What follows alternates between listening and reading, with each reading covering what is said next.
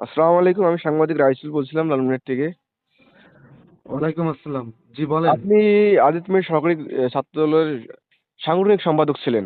তো কিছুক্ষণ আগে আমরা সামাজিক যোগাযোগ মাধ্যমে দেখলাম যে জেলা ছাত্রদলের সভাপতি এবং সেক্রেটারি আপনাকে বহিষ্কার করেছে। আসলে কি কারণে বহিষ্কার করেছে আপনাকে? আসলে বহিষ্কার করার কারণটা হচ্ছে যে আমি গত ৩ ঘন্টা আগে একটি পোস্ট করেছিলাম যে কোনো টালবাহানা ছাড়া গণভোট গণভোটের হ্যাঁ কার্যকর করতে বা হ্যাঁ কার্যকর করার হ্যাঁ পক্ষে অবস্থান নিয়েছিলাম। তো সেক্ষেত্রে হুট করে আমাকে জেলা ছাত্রদলের পক্ষ থেকে আমাকে বলা হলো যে আমাকে বহিষ্কার করা হলো। পরবর্তীতে আমি ভাইদের বললাম যে ভাই ঠিক কি কারণে আমাকে বহিষ্কার করা হলো, কারণটা কি? পরে জেলা ছাত্রদলের সিনিয়র সহসভাপতি আমরুল মোল্লা ভাই বলল যে গণভোটের পক্ষে অবস্থান নেওয়ায় তারা এই সিদ্ধান্তে আসলে আসছে যে আমাকে বহিষ্কার করবে। আমরা সকল আমরা বিগত সময়ে আপনাকে দেখেছিলাম যে ফেসবুকে আপনি আওয়ামী লীগ, ছাত্রলীগের নামে বিভিন্ন পোস্ট করেছিলেন, অ্যাক্টিভ ছিলেন। অন্যান্য যে নেতারা যেমন অ্যাক্টিভ ছিল না, তবে আপনি ছাত্রদলের পক্ষ থেকে অ্যাক্টিভ ছিলেন।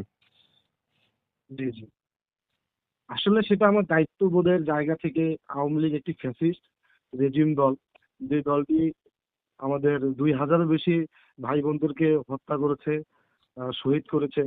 সেই জায়গা থেকে, আমার দায়িত্ববোধের জায়গা থেকে আমি আসলে ছোট থেকেই দেখতাম যে বিএনপি গণমানুষের পক্ষে কথা বলতো। ছোট থেকে এটা দেখতাম। পরে যখন আমি বুঝমান হলাম ক্লাস 10-এ উঠে, তখন থেকে আমি মূলত ছাত্রদলের হাতে ধরি। তখন থেকে আমি ছাত্রদল করি। যে আমার প্রত্যাশা এটাই যে আমার আমার দল, অর্থাৎ জাতীয়তাবাদী ছাত্রদল এবং বিএনপি সব সময় অন্যায়ের বিপক্ষে এবং সাধারণ মানুষের পক্ষে থাকবে। সেই ক্ষেত্রে আমি এই গণভোটে হ্যাঁ বলার বা হ্যাঁ পক্ষে থাকার কারণও একটি যৌক্তিক কারণ আছে। সে কারণটা হচ্ছে যে রংপুরে আমরা যখন সমাবেশে, নির্বাচনের আগে সমাবেশে, নির্বাচনী সমাবেশে উপস্থিত হয়েছিলাম, তখন আমাদের নেতা জনাব তারেক রহমান, বর্তমান প্রধানমন্ত্রী, তখন বলেছিলেন যে আপনারা সবাই গণভোটের পক্ষে থাকুন, গণভোটের পক্ষে থাকুন এবং হ্যার পক্ষে থাকুন। সেই জায়গা থেকে, সেই দায়িত্ববোধের জায়গা থেকে আমি গণভোটের হ্যার পক্ষে ছিলাম।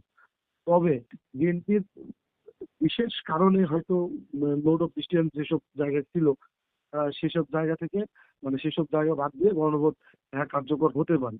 এবং সেই জায়গা থেকে আমি বলেছিলাম যে এমনভাবে গণভোটের যে দাবিগুলো, সেগুলোর জন্য বাস্তবায়ন করা হয়, এতে মানুষের অধিকার থেকে শুরু করে সমস্ত কিছুই মানুষ মানুষের মতো করে পাবে।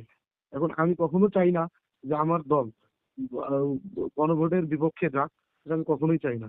গণভোটে হ্যাঁ যেহেতু জয়লাভ করেছে, আমি চাই আমার দলের হ্যাঁ কার্যকর করা হোক। এটা আমার চাওয়া ছিল। এখন জেলা ছাত্র যদি আমাকে প্রয়োজন মনে না করে, তাহলে তো আমার আর কিছু করার নেই। আমি মন প্রাণ থেকে বিএনপিকে আপনাকে কি ভালোবাসি। স্থায়ীভাবে আর বহিষ্কার করেছে ছাত্রদল আগামীতে থেকে? বিএনপিকে ভালোবেসে যাবো। আপনাকে কি স্থায়ীভাবে বহিষ্কার করেছে ছাত্রদল থেকে? হ্যাঁ, স্থায়ীভাবে বহিষ্কার করছে। আমার প্রত্যাশা ছিল আমাকে অব্যাহতি দেওয়া দেওয়া গেলে ভালো হতো। তো আমার একটা ছাত্রদলের বা একটা সদস্য পদ থাকতো, আমি বা গর্ব করে হ্যাঁ, বলতে বা পারতাম যে কারণ আমি দর্শানোর, ছাত্রদলের একজন কর্মী। জি জি, বা কারণ জি। দর্শানোর জন্য আপনাকে বলতো যে আপনি কি কারণে এই পোস্টটি করেছেন, এরকম কিছু কি বলছিল না, আপনাকে? তারা সেরকম আমার কাছে কোনো ব্যাখ্যা চায় নাই। জি জি। সোজা আমাকে বহিষ্কার নোটিশ পাঠিয়ে দিয়েছে, পাঠিয়ে দিয়ে বলে যে বহিষ্কার। তো পরে আমি বললাম যে ভাই কি কারণে বহিষ্কার করলেন? পরে বললো যে গণভোটে হ্যাঁর পক্ষে ছিল। পরে আমি ভাইকে বললাম যে ভাই ঠিক আছে, আমার আর কি বলার নাই, আমি আসলে বাকরুদ্ধ। আপনি এখন সর্বশেষ এত কি এত বলতেছেন আপনার এত বহিষ্কার নিয়ে? পরিশ্রম। জি। আপনাকে বহিষ্কার নিয়ে আপনি সর্বশেষ কি বলতে চান? আসলে আমার সর্বশেষ বলার একটাই কথা, সেটা হচ্ছে যে গণভোটে যেন হ্যাঁটা কার্যকর হয় এবং আমাকে ছাত্র দলের জন্য যেগুলো একটা সদস্যপদ ফিরিয়ে দেওয়া হয়।